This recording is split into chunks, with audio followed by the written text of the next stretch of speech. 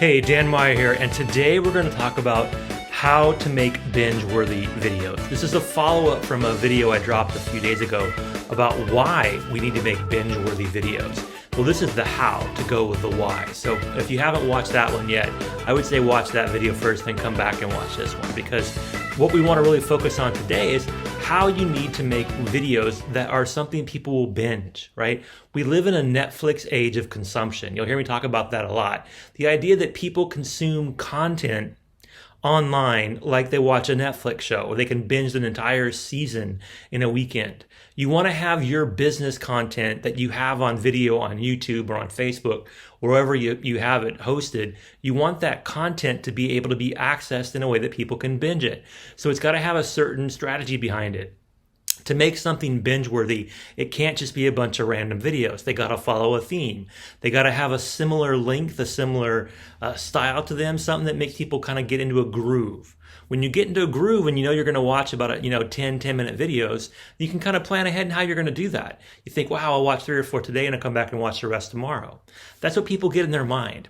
If you just put a bunch of random videos out there, if you just got things that are kind of like, this is 2 minutes long, it's a Facebook Live, and this is like 40 minutes long and it's a Zoom call, and then this is a half an hour podcast interview with somebody else, and they're all inconsistent, people aren't going to binge that. They're going to watch the ones they want, but they're not going to watch them in a series. But if you take all that video content and you rearrange it so that it's all part of a same series, so you take all 100 minutes of that video content you've created, and then you break it into 10-minute chunks. Maybe some of it incorporates pieces of different ones, so that you're giving somebody an entire series, like a course, like you're doing a course on a class or a subject, what you're doing an online course. For a lot of you coaches and trainers and entrepreneurs, you do courses. So you want to think of your videos as being like a course. So even if it's things you're not going to give people 100%, you want them to be able to sign up for and go behind your paywall or subscribe to your service, so that they will watch everything. You give them enough in this kind of like season 1 introductory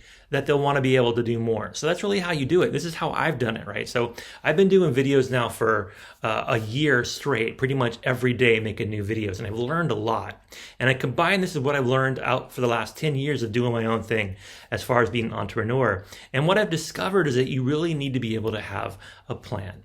So if we're going to make binge-worthy videos and we're asking ourselves how, we have to start with building a plan. And you want to look and see, what is it that makes high-quality videos popular? So if a video's got a decent quality, to be a binge-worthy video, you can't just be walking around outside with Facebook Live with different lights and shades and background sounds. That's not a binge-worthy video. People may follow you and you may get a lot of views on your live streams, but that's not what we're talking about. What we're talking about here is producing videos that have a certain production value, right? You're going to notice that in all my videos, they follow a certain flow, right? I have an intro, a quick, 10 seconds of music, a cover slide, a thumbnail, something that gives people an idea what they're going to watch. I introduce it, I go through it, you see a bunch of videos, or images and graphics pop up in the video. You see, at the end, I'll give you a call to action. There'll be an outro music. There'll be a finish slide that says, what to do. That's kind of what you want to have in your videos. You want to have them flow like a TV episode. You set up a problem, you introduce the main characters, you bring in some conflict, and then you resolve it. That's really what we're trying to do. Create episodic entertainment or edutainment for our audience. And this is how we do it, right? The first thing you want to do is figure out what you got out there and clean it up. You want to get your YouTube channel clean so it looks like it's just got what you wanted there, and you get rid of all the old stuff. You can archive it, you can put it in an old playlist, you can do things, but you don't want to have a bunch of old videos that have nothing to do with what you're doing now out there on your YouTube channel. You also want to make sure that all your videos have a similar look and feel. You want to have a color scheme, you want to have a certain type of branding, you want to have certain types of fonts and certain images of you, a nice headshot, a professional shot, something that talks about, you and everything that you do. It should have your website, should have your logo, your call to action, all these things in some combination should be easily identifiable for all your videos on YouTube. They should have something that looks the same. Not identical in every single case. You want to give some variety, especially if you're breaking up topics or playlists or seasons. But you want to kind of think about how to clean things up so it looks more orderly, so people can quickly find things without having to open them. You want to make sure that you take all your Facebook Lives, all your things you're doing on IG stories, things that you're doing out there, you want to use them in YouTube, but you may not post them directly to YouTube without first cleaning them up. So a great example of that is with Facebook Live. You think about when you film Facebook Live, again, it's vertical, right? And your screen for YouTube is on a monitor, so it's horizontal. So you have all these black bars, these two black bars sitting there on the sides of the screen the entire time. It's wasted space, it's distracting. So maybe you have some kind of scroll text there, or you do an image, you do something to keep the flow of the video going, and don't get too distracted by what's on the sides. That may be one strategy. It's an example. Another thing you can do with Facebook Live is that you can really think about when you shoot it, where you shoot it, and what's around you. You really want to think about the audio and the visuals as far as lighting when you do a Facebook Live.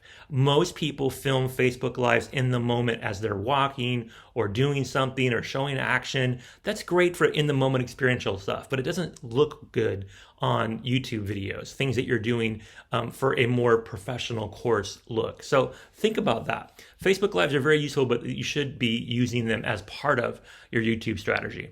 You really want to think about the structure of your YouTube, right? Your playlist, right? So I have a playlist about work from home tools, designed for people that are trying to work from home. I have a playlist about virtual staffing, about VAs, primarily for VAs to learn how to be better VAs. And I have a playlist for people that want to hire virtual assistants, that want to grow their business through virtual staffing. So from the business owner perspective, in each playlist, I have different videos that kind of fall into that categories. And you want to think about what that you wanted for you, right? What kind of videos do you have, and how should you arrange them in playlists? You can actually even arrange your playlists like seasons, right? So you can think long term over the next 5 years of YouTube content, or even 5 months of YouTube content. How do I want this to go so people can binge it, right? So it's probably not 5 years, but 5 different seasons. And each season could be, 10 videos long. Maybe you drop a couple videos a week. You're looking at over the year, you're going to have 5 different playlists, and each one's going to add on to the previous one. Thinking like that will really make your ability to have binge-worthy videos more possible. So another thing to think about is that first 10 seconds. I mentioned it before.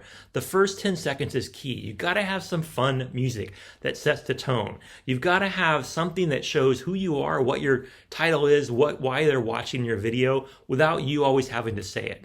A great cover slide that has your title and a professional headshot, some kind of cool logo, something that brings in your motto, things like that in that first 10 seconds to set it up. And then you start out saying exactly what you're going to do. Tell people within that first 10 seconds what they're going to get if they watch the next 10 minutes. And if you do that, you're going to find that you're going to have much more views, and the views are going to last longer. You also want to make sure that once you have a bunch of videos together, you start making sizzle reels.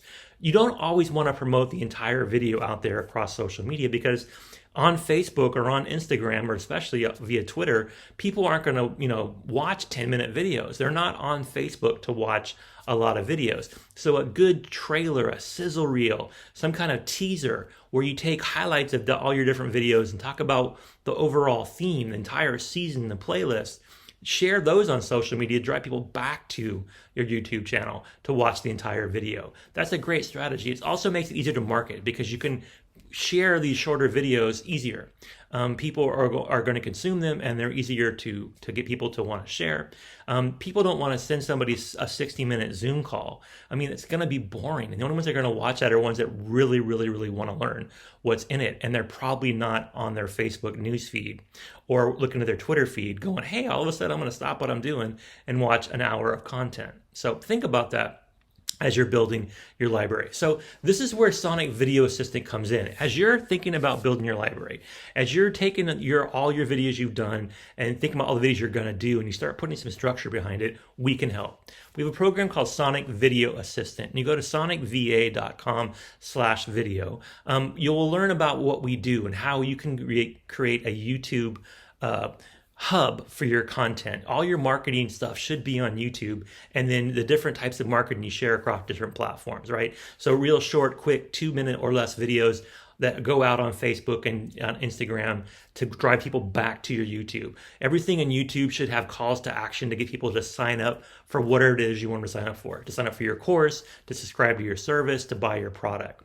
So we have this package where, basically we have you watch the video. We have you sign a DocuSign document. We have you pay the fee of $500. It's pretty straightforward. It takes a matter of minutes. You get signed up. We have a kickoff meeting with a video assistant via Zoom. We talk about your requirements. We intake everything you're going to get. We're going to get some things from you, like your headshot, your branding, your colors, your fonts, some action photos of you, a little bit of fun video, maybe some selfies, and then all you have to do after you give us that is your raw video content. You talk into the camera for 10 minutes or whatever it is, and then we take that and we turn it into a YouTube ready video. We can also take things like, if you're on a conference or something where you have a Zoom video that you've copied, or you get you do a seminar or a workshop or something like that on StreamYard, and you've got that video saved, or you got your Facebook Lives. Give us any of that stuff and we can turn it into really cool videos.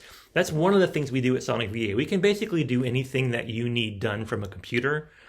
We can do for you. But videos is what we do best and what we're focused on right now. But if you also need social media and graphic design, you want help with Facebook ads or social media marketing, you have email marketing you want to do, appointment setting, market research, you name it, we can do it. We help you be more consistent, have more clarity, and provide more certainty to your clients by allowing you to focus on what you do best, which is speaking about your business, being the face of your business, and hire us to do everything else, to hire us for all the rest, which is like doing the videos. All you do is record the video and we take care of everything else. So again, this is the second of a couple videos that I've dropped.